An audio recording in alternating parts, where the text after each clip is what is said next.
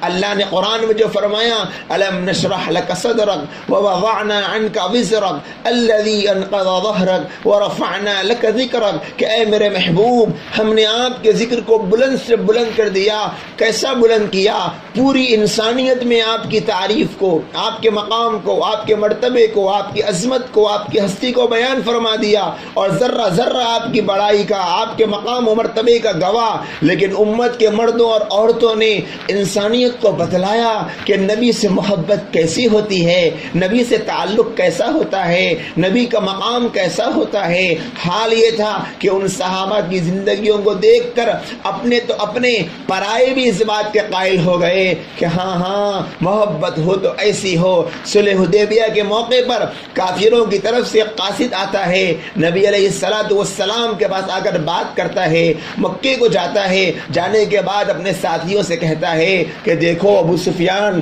میں یہ کہنا چاہتا ہوں یہ جو محمد ہے صلح حدیبیہ کے موقع پر حدیبیہ کے میدان میں نے ان کو دیکھا ہے، اس محمد کی طرح میں نے کسی کو نہیں دیکھا۔ میں نے قیصر و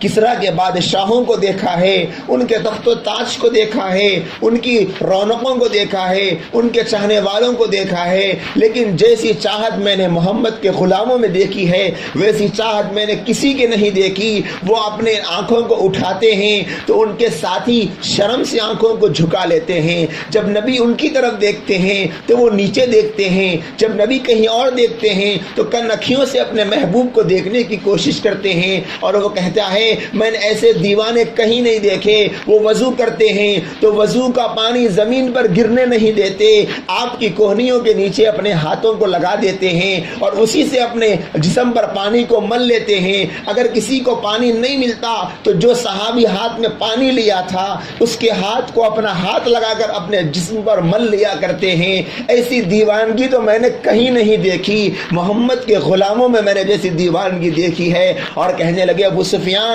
یاد رکھنا محمد کی حکومت ملکوں پر نہیں بلکہ محمد کی حکومت تو دلوں پر ہو چکی ہے، اب کوئی محمد عربی کو نہیں روک سکتا۔